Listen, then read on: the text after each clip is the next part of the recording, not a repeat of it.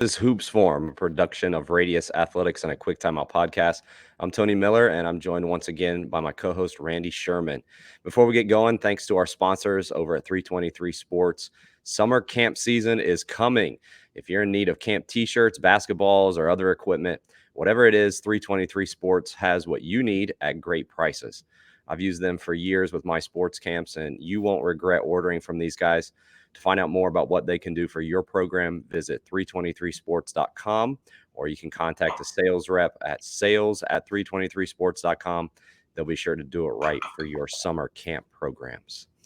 Over the past several years, probably past 10 to 15 years, technology, hardware, and software have considerably impacted how we consume sports. And I know for us as coaches, if you're watching even this show, social media has impacted how you receive information and the way that you think. And so we're going to talk today a little bit about social media tips for basketball coaches. This is something that I regularly think about just simply because of the nature of the recruits I'm talking with, the scores that we're giving for our team and trying to connect with fans. And we'll talk about that from the perspective of maybe a coach. But Randy also has some unique ideas and things that he's been thinking about just simply because of the connections that he has with basketball coaches and the interactions that he has. Randy, let's go ahead and just jump right into things and we'll kind of go back and forth here. But if you want Okay. to talk just kind of about maybe how you came about thinking about this for our coaches, and then also maybe just go ahead and get into maybe some things that you've thought about here, just some tips for coaches. Yeah, like you mentioned, I think about it a lot too. Like I sort of like see both sides of this from the coaches I interact with, of sort of like the good that comes from them using social media and coach and myself using social media. Like I experience a lot of growth and a lot of positive benefits, have formed some relationships that I value highly, and all through social media. Um, I've also seen the other side of that coin too, where there's been some just undoings of that I would say social media is has attributed to. So I would begin our discussion today by challenging coaches to ask themselves, is social media helping my coaching or hurting my coaching? Or better, maybe better stated, like where on the spectrum of social media is helping my coaching or hurting my coaching does my usage fall? Like is it more helping me or more holding me back?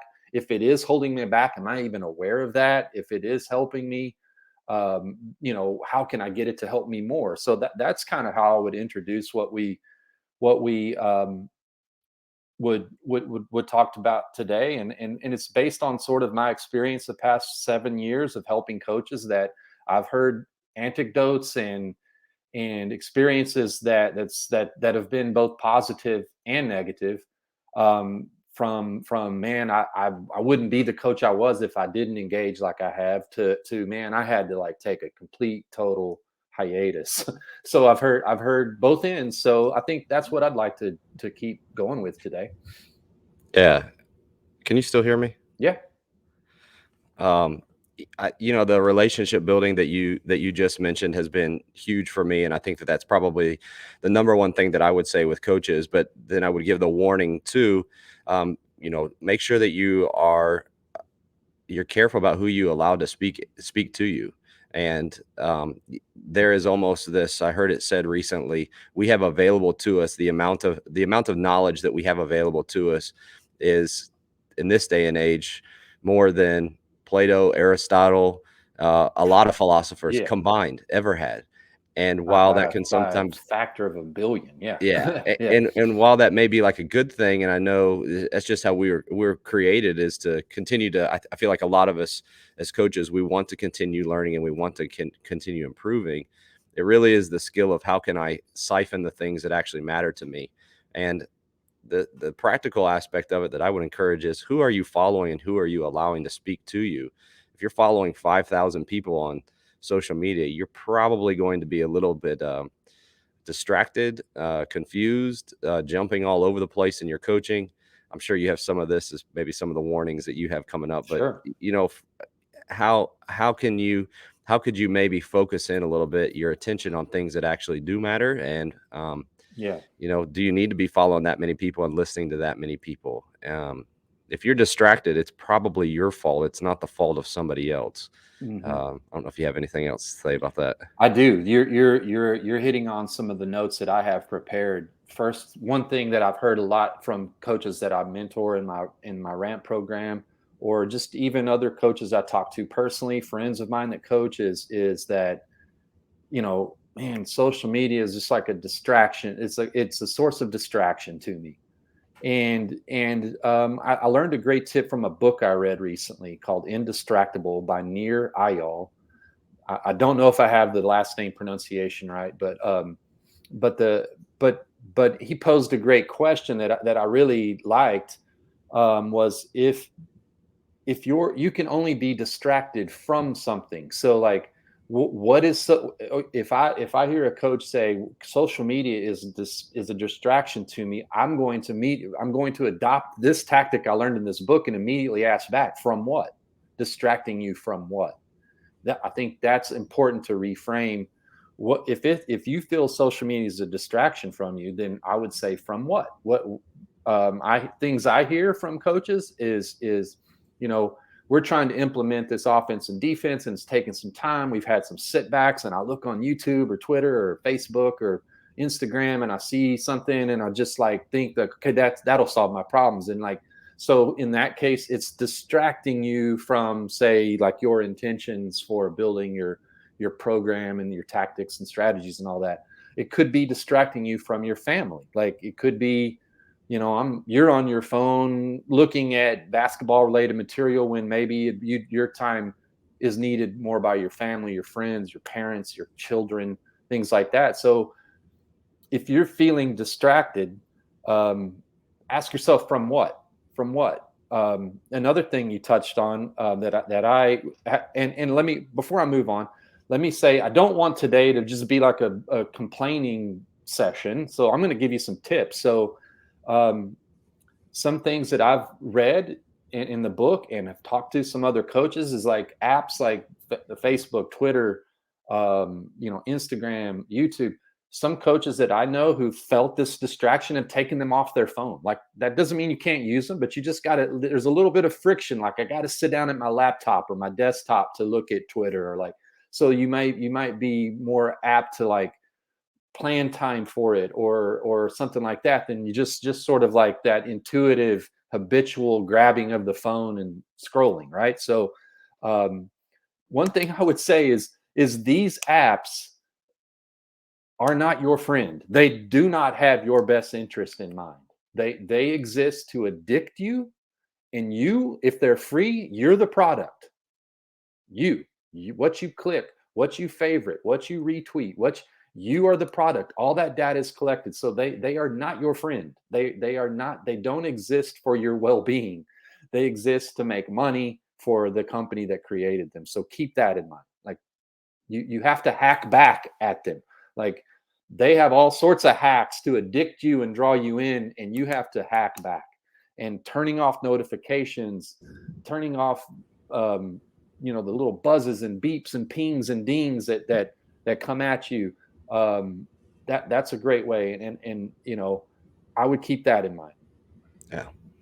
But another practical suggestion that I would have, you talked about sometimes it can be distracting from your family or whatever. I found a lot Mhm. of times, even with my teams, how easy it is, whether we're sitting in a restaurant or out and Yeah. about, with each other. I found myself going to that for a relationship rather than investing in the people that are around me. And you ask Hmm. most coaches, and they're going to say, I want to make a difference in the lives of my players, but yet I'm spending more time on my phone paying attention to that than I am to them in a situation, opportunity Yeah. where in the bus I could be talking with them, or going over a film session with them, or just interacting with them. We had at times had in the past, when we're at the table eating together, like all Hmm. your phones need to be put away. That Yeah. way we're all just spending time together and talking with each other. So to your point, I think the distractions, at the beginning when the Apple phone came out with the how much time I'm spending on my screen time, everybody thought it was really cool. And then after the first week or two, when they saw how much time they were wasting on their phone, everybody turned off that notification. And it might be a good idea for you to turn that back on, especially during a season when you're with your players, because are you actually investing in them, or are you distracted paying attention to things that you think are, and this isn't always, to your point, this isn't just like, don't do this, don't do this, don't do this, you're bad, change this. Sometimes it's a choice of good, better, and best. What's the best use of my time? Yeah, this isn't a bad use of my time, but is it the best use of my time right now? Yeah. Well, I think that's that's hard to, that's easy to talk about, but hard to do. You know, and it's because of the engineering and the social hacks that these companies use. Like it's not genuine. They don't have your best interest in mind, and you're an addict possibly because they want you to be. and one thing you talked about that I do want to talk about is, I have a list of tips here. I'll try to bang them out, but like you probably follow too many people. You mentioned that a moment ago. One of the things I try to tell myself is my timeline is sacred. Like what's on my is sacred to me. Like I would say that that I use a couple of just sort of like self-created rules to sort of like I guess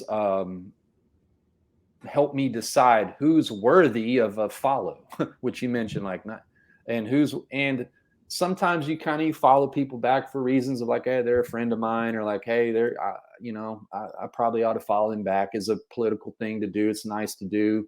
Use the mute button. Like you can follow them, mute them. Like and I use the word curate, like curate your following to people that give you value. Like if you're scrolling through Twitter or Instagram or YouTube or any of these apps we're talking about, and you find yourself like, you know how you can see the icon or the name roll, and you just roll on by them, why are you following them? Like I constantly think about that before I tweet something or share something. Like I want you to read it.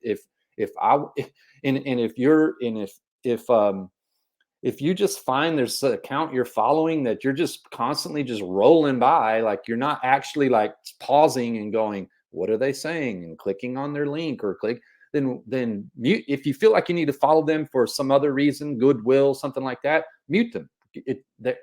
That's not, and I would say in terms of distraction, I would say if there's anything, me as a content creator, if I'm distracting you, if Radius Athletics, what my blogs, the contents I share is distracting you, mute me, unfollow me. Like that's the last thing I want.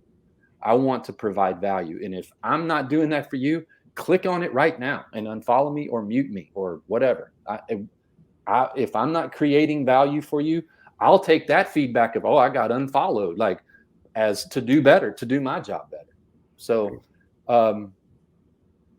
yeah, I would say that you are probably following too many people if distraction is something you're struggling with. So curate it to like fit exactly what you're wanting to get out of your social media experience.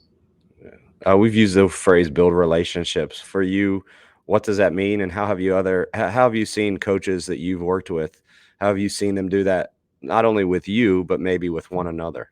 I'd say you hit one of my points that I have right there. Reach out, like literally the DMs are where the magic happens, right? Not the timeline, and the DMs are where the magic happens. So if you're following a coach or a thought leader or something like that, and they share something interesting, and I'm all for learning deeper, not shallow, like learn deep. So reach out to that person. Chances are they'll be helpful. The DMs are where the magic happens. So you direct message them, coach, like I like that offense or that playbook you shared. I've got a couple questions. I mean, coaches are friendly people for the most part. They're willing to help. They probably shared it hoping that someone would come to them to help. So I would say I have formed relationships by having the wherewithal to sort of reach out to someone, and if they're doing something I want to learn how to do, I just ask them, and if they ignore me, okay, that's fine. but I would say that's how you forge, at least start those relationships, is like reach out and talk. Don't just let your eyeballs soak it in. Like form a conversation with that coach, and that's where the connection at least is born. The warning that I'd give, especially to young coaches, is keep in mind that when Randy tweets something or when I tweet something, you're getting like a small snippet of maybe something that is connected to something much bigger. And with that comes the potential for maybe things to be taken out of context or not really Hmm. knowing where they're coming from. And I tie that back now to your point. That's when it's beneficial for you to reach out and say, what did you mean about this? Or do you have more information about this? Hmm. Which then's open up to maybe there's a course available, or for Randy, like the ramp program, for him to be able to, I can help you with this type of thing. But Yeah. when you look at just those short tweets, or that post that has the one drill in it, then you take out of you take that drill out, for instance, and try to insert that there into your practice. And if you don't have the context of where did that fit for that Yeah. coach, Yeah. I've found that to be most helpful for me, asking others, but then also others asking me, what did you intend for this to be used for? That's Hmm. usually where you'll get the responses from the haters on social media, where they're like, that's a dumb drill. It just does this. And it's like, well, no, we use it for this. This isn't the only drill that we use. This is Yeah. just used in the context of this, or as a warm up, or whatever. Hmm. And that's where I feel like social media then becomes a two-way, that's where you really maximize learning. Because if it's just all one way, you can sometimes get confused as to what the context was, or what it was meant to be, and that can be Yeah. more detrimental and harmful to you and to your program and to your coaching than if you just reach out and ask maybe further about things. Yeah. I agree. I would say that there's an introduction there. Like, this is an idea. It's not the whole idea. It's not the and that's just an introduction, right? Yeah.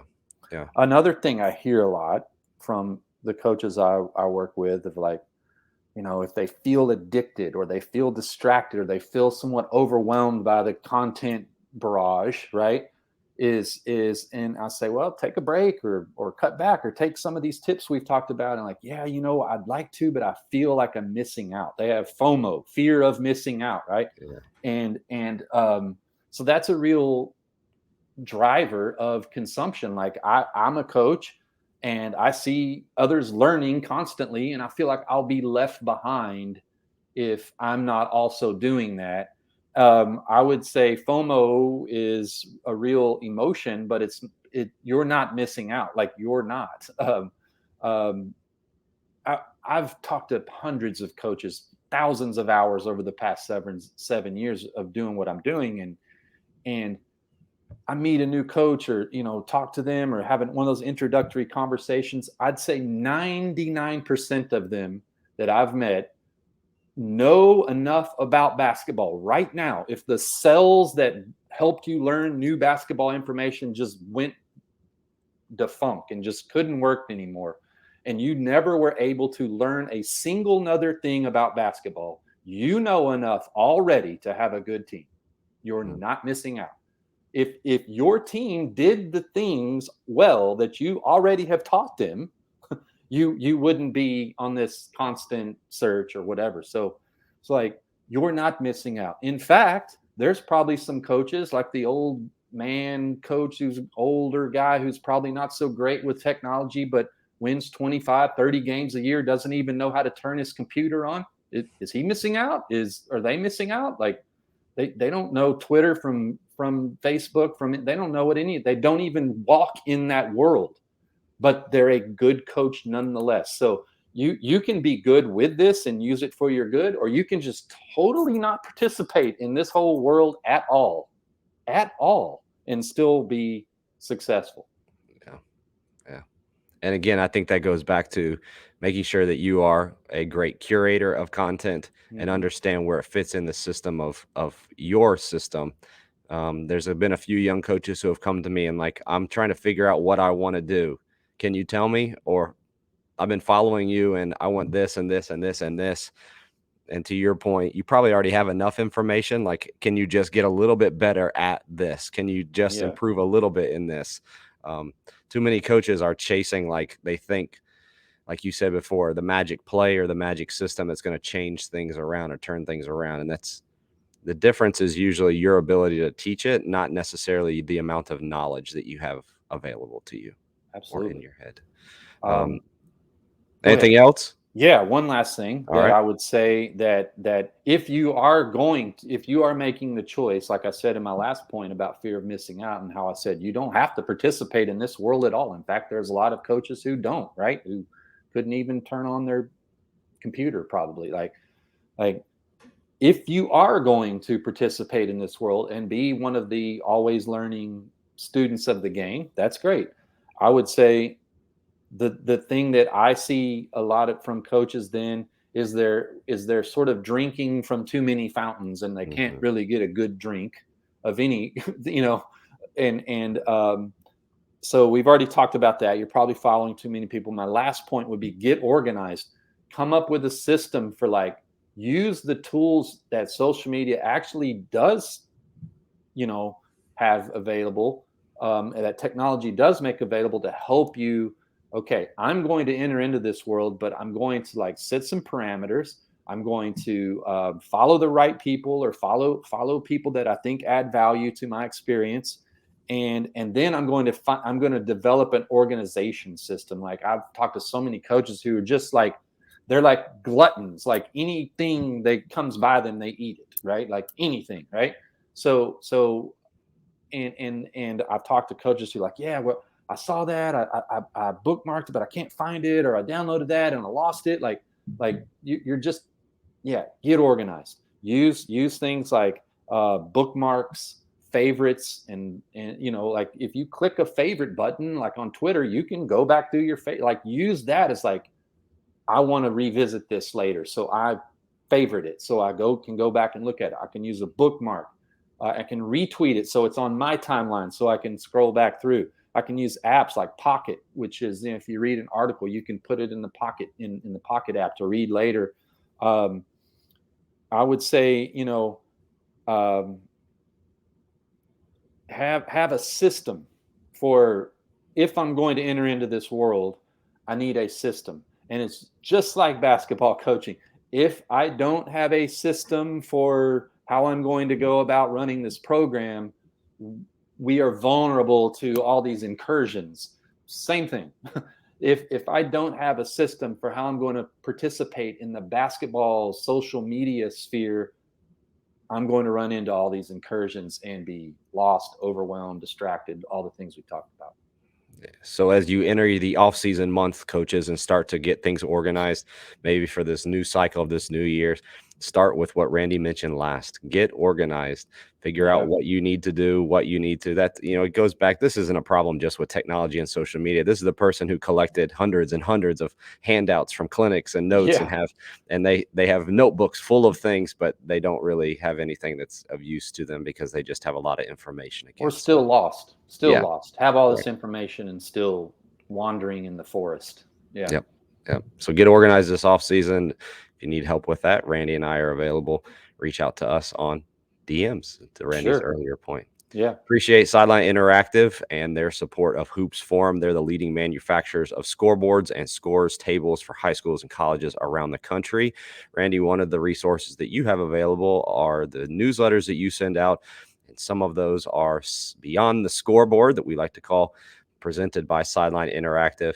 Can you talk about where people can sign up for that and some of the things that you've talked about through those newsletters here Yeah. recently? You can sign up at radiusathletics.substack.com for my newsletter. That, periodically I do a Beyond the Scoreboard um, post once a month. I try to hit it if I have a good idea. The last one I did on March 10th was about creating favorable environments for basketball growth to take place. How habits are impacted most by environment, not by information, not by anything, your habits are most of which exist subconsciously are formed by your environment, your surroundings, the people, the place, the culture around you. So I wrote about that. That's the last Beyond the Scoreboard. But yeah, I'll probably get another one in April, another Beyond the Scoreboard um, blog post, kind of apropos to what we're talking about today, your newsletters, your emails, and things like that. Revisit those. If this one gives you value, sign up for it. If it stops giving you value, unsubscribe. Same thing, Thanks again to Sideline Interactive. You can find out more about them at sidelineinteractive.com. Appreciate all of you who joined us this week. If you missed any part of the live show, you can go back and watch or listen to any part. Visit Radius Athletics on YouTube to see the full interview, or you can go to any podcast platform and search A Quick Timeout, and there you'll find the audio version of the show. For Randy Sherman, I'm Tony Miller. We'll talk to you again next time on Hoops Forum.